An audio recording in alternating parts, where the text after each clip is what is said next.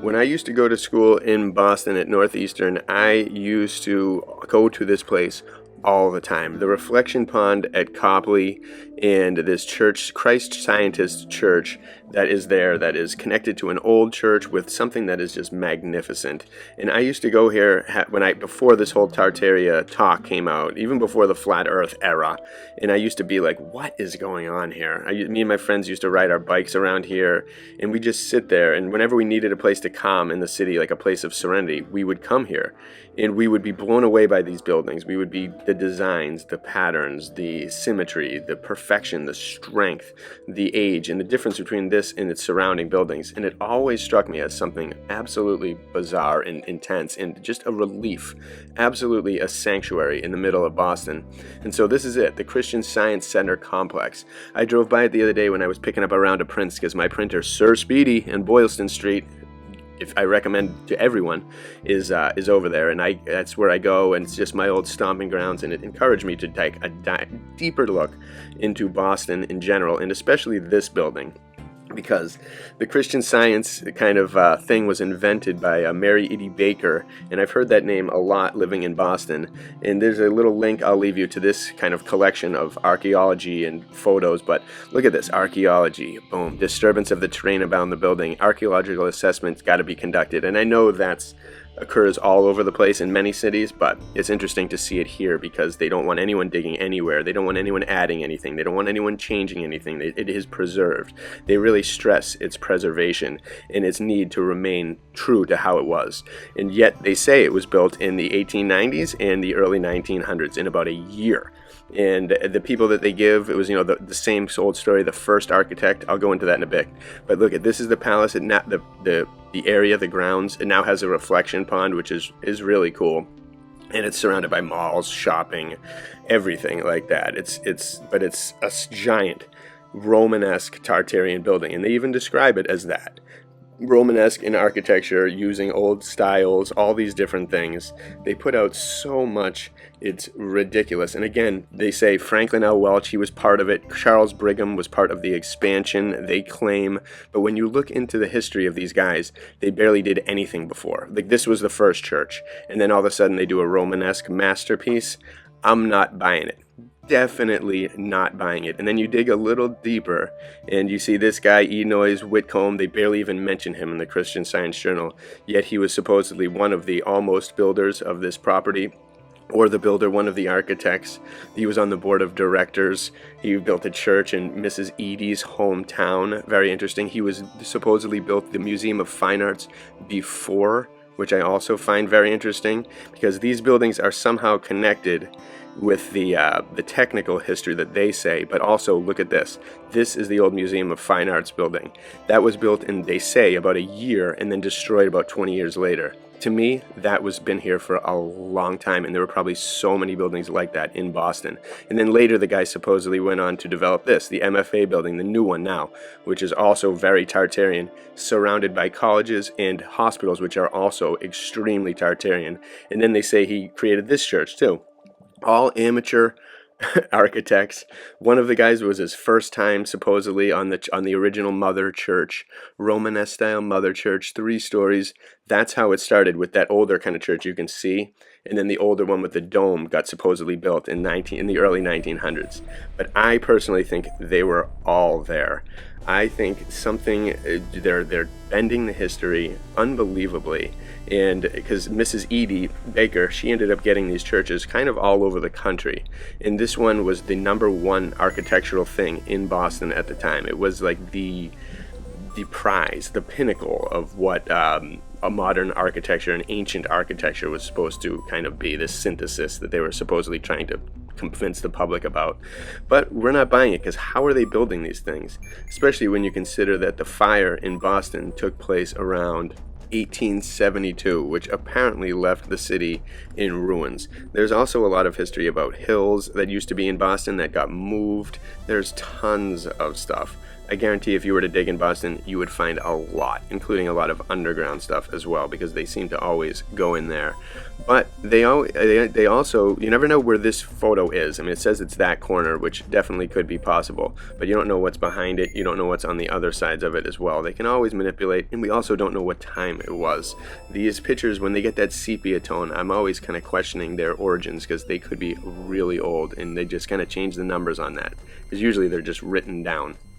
But either way, the fires, they claim that this building was fireproof, absolutely indestructible. So, and they really kind of harp on that as being a new part of the new post-fire era in Boston. But also, was that the case, or was it also something that that could have just been the way it was, could have been there and survived, and then they claim it to be new? They talk about the outside of the materials, how it can easily just be cleaned and kept up. And when you look at this thing, it looks like it's brand new. It looks like it's newer than any of the buildings around, yet it guaranteed is the oldest. So I'm just kind of poking out a few different things. I'll read a couple paragraphs about the history as well. Just kind of diving around, poking around here, trying to find some kind of slip up. And there's a couple different things. This is a good section right here, which is probably the section I will read. And it's just very interesting. When you go to this place, before I had any knowledge of Tartaria and any of these ancient thoughts, I went to this place as a refuge, and the energy that I felt there was always outstanding. If we were ever, every time we were ever in this area, we would always just go here and sit. It was like being in a park. It was like being in an ancient kind of Roman. It's just something magnificent about this area. It would always pull us to it, without a doubt. We'd drink kombuchas, drink tea at the thing, read books, draw in a sketchbook. It was just the way. And then now it's all coming together, now that we see all these different thoughts and these different energies that emit from these massive monstrosity buildings that are just beautiful beyond compare, and no one can touch them as far as the magnitude goes that you feel around something like this. So you can't hide that, you can't ignore it, you can't do anything but embrace it. So a couple different paragraphs that I want to read here. Let's see. In 1889, Mary Baker Eddy gave the church a small plot of land in Boston, less than a fifth of an acre, where the Boston Board of the First Church of Scientists was authorized to construct a church for not less than $50,000. And that's what they got. The board selected building plans submitted by Franklin I. Welch of Malden, Massachusetts, an untrained architect for whom the original mother church was his first commission. Frederick Comstock of Hartford, Connecticut, served as associate architect. All these kind of things. Original mother church cost $250,000.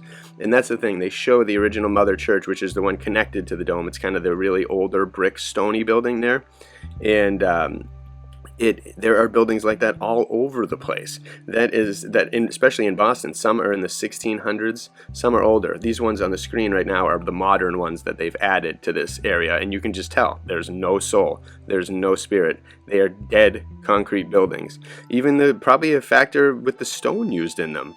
The stone back then that they were getting, they were probably doing it in a way that was alive, kind of like old school homes. They have wood in the basement in the beams that are like 200-year-old wood, ancient wood, and it's stronger than anything that's been farmed out to build these newer houses, these weak woods that are just grown as quick as possible to just feed a need. These things were different, and I have a feeling they were mixing stuff in the cement, in the stone, in the concrete that were adding to the power, adding to the magic. Those columns, absolutely fantastic. And that building in the distance, the publishing house building, that's another one. Looks extremely ancient, feels extremely ancient, yet they claim it's very recent. And that's the courtyard right in the front, that stone little archway. You can tell just by walking through it, that portico, that it is not it's not just there to be an entrance. Look at this place. Absolutely fabulous. Absolutely perfect. And so you can see the little church in the very front, that little mini one, which they claim, and then the massive one behind it. So there is some kind of story here. I am not sure exactly what. I could be totally wrong. They could be feeding us 100% truth. But whenever I see untrained architect doing something this beautiful, I always wonder. And I wonder what's in the basement as well. You look in the inside. Wait till you see the pictures of the inside of this place. It is, again, extremely phenomenal looking. And you'll see those soon, but keep checking this out. Very interesting the way Boston was. Boston was laid out, and just this building, this whole area really spectacular if you've ever had the chance to visit. But let's dive a little more. It's supposed to accommodate 1,000 people. Began on 1893, the construction, and the first service was held in December 30th, 1894. So in a year, they built this place and had it ready back in the 1890s. Pretty interesting. And they say the original Mother Church is a local expression of the Romanesque revival style commonly used for churches and other public buildings during the last quarter of the 19th century. Also a prime example of the type of fireproof construction encouraged in most major American cities near the end of the 19th century. Boston instituted new fireproofing laws in 1892. Right before the construction on the church began, and the heavy masonry typically used in Romanesque revival buildings satisfied the requirements. When the church was dedicated in January of 1895, the Boston Globe reporting, "The building is as near fireproof as it can be made and is one of the first churches in this country to be so built." So again, is that true? Are they telling us that? Or are they just now starting the narrative, starting to build a narrative of where these buildings came from? This is apparently the construction photos.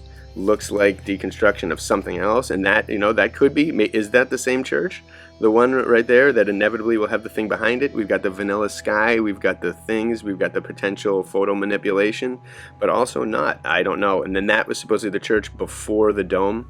But again, what year was that? I believe photography was pretty old. This could be really old. They could have things in ancient records from many past hundreds of civilization, hundreds of years, that they slip out and then they put in a different label. Because if photography was mastered at one point in time, there could be there doesn't have to be an origin and a progression of style and of quality.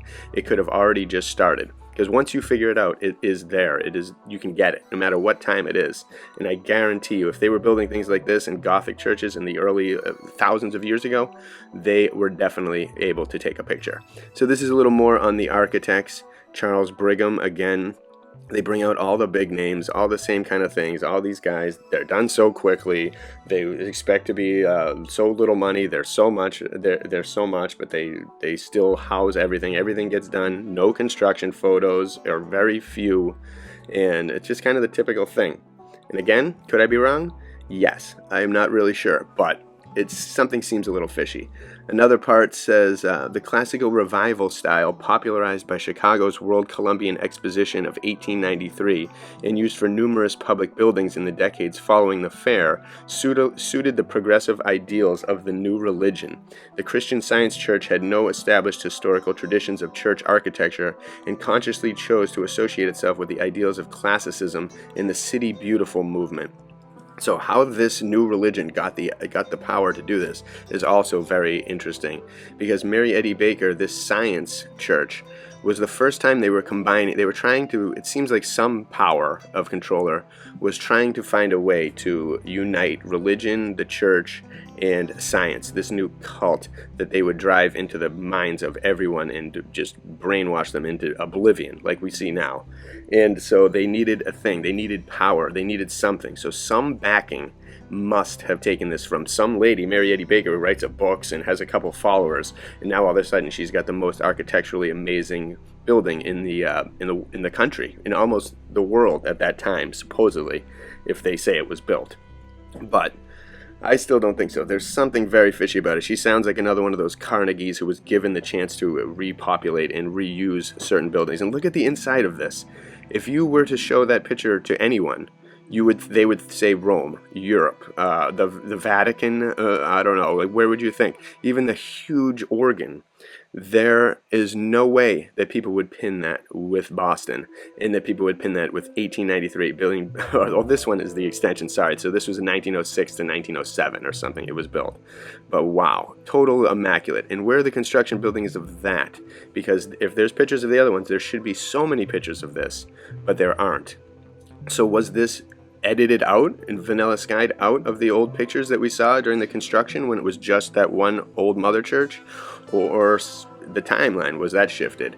Or are they telling the truth? Look at that. That is immaculate. That is perfect. If we can't build it now, which I doubt we can, then how could they build it at this time period? It doesn't make any sense.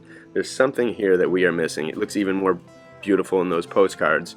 But what were the events? What were the events held here? What was it for? That dome, was it once covered in gold, precious metals, crystals, jewels? The organ, was that there to heal everyone? Would that go all throughout the town? That triangular plot of land it's on, maybe that was even designed to expel it out like a speaker phone out into the stands. And I wonder what that is. The glass that can always be redone at a later time.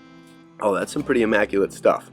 So I do like that. Maybe we could explore that symbol there. But the science, the religion connection, this is the uniformity of it here. And they used a architectural masterpiece to do it. And so again, I remember walking through all these things. Those stained glass things are amazing. And there's the connection where you see both of them fused together. None of them look like they're from the last century. Not even close. And then as you cruise Boston, you see all these other churches with dates like 1600s or even earlier sometimes. And again, the dates are just on a tiny little concrete plaque, so they could be changed, they could be manipulated. But this stuff is old, super old. And there are a lot of construction buildings or photos of the buildings around it, the surrounding kind of apartment complexes and things. And some of those buildings are super long, all connected, all built right next to each other. This is, if you've ever been on Commonwealth Ave and these other places, this is quite a sight, this picture. Really insane to see the city looking like that. Again, I think this is a Jewish memorial somewhere. It looks like a shrine, mud flooded to oblivion. How deep does this go? How ancient is this place, this Boston underworld? And the Museum of Fine Arts, again, this building I always thought went deeper. It looks like it's only got a tiny portion of its height out. I can picture that being a much more gigantic building if you were to go deep, much more ancient. Again, the Trinity Church, unbelievable on Boylston Ave. Right next to Sir Speedy, my printer, but beautiful. And the building to the right of it had angels adorning it and so many different things.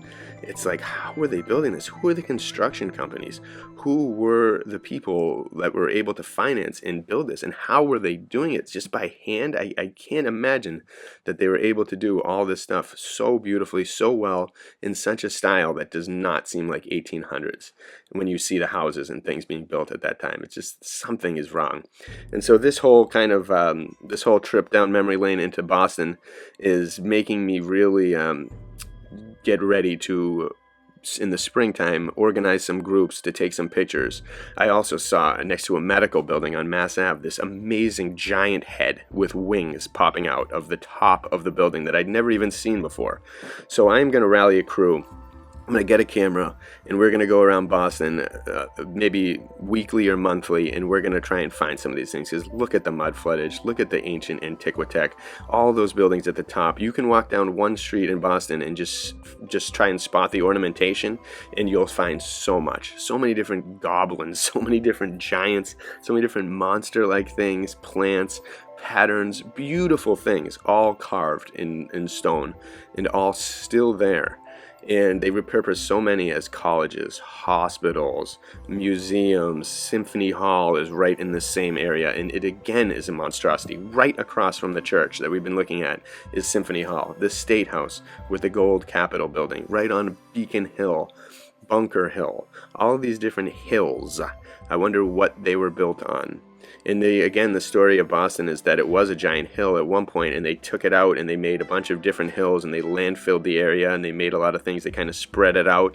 But is that true? What were they doing?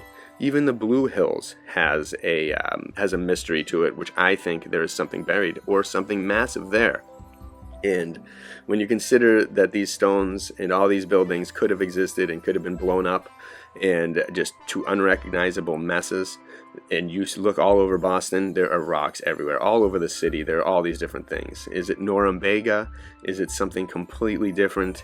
Is whatever it is, we know that Boston is a major city. Every major city that has been firebombed to dust and restarted over and reset has a mystery surrounding it, has stories to tell that are lost in time, and we need to find them. And I think we can piece together through the symbols and through the discoveries and, maybe even talking to some people who own some of the properties and say, have you ever been in the basement? You ever thought about going a little deeper? And I know you really can't in Boston because they'll probably get you right away, but something. The construction workers, they must find things. They must see things. They must come across things that they're not supposed to, or that that they just kind of shrug off and forget about. But we need to remember. We need to find. We need to show what these cities were like at one point and who was behind them, because whoever took over stinks. Especially nowadays, if you're in Boston, you know what I mean. The people in charge are just garbage. But at one point, this place was phenomenal in a way that we can't even fathom.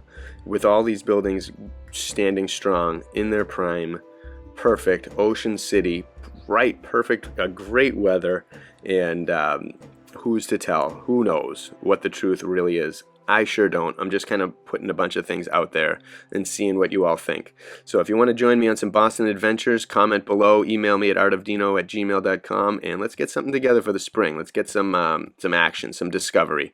And on top of the discoveries, we will have some fun. We will meet each other. We'll make some new friends. We'll maybe grab a drink or something else out there, and we will discover. We will at least see so much art, so many different things that we've never knew. Every time I go into Boston now, my head is on a swivel, and I constantly am seeing things that I wish I had a camera for. So bring your cameras. Let's plan it. When the weather gets warmer, or maybe even before, we will go exploring and going to keep digging. A new era has begun in 2023. I welcome you all to join. I love you all. Bless you all. Let's do it.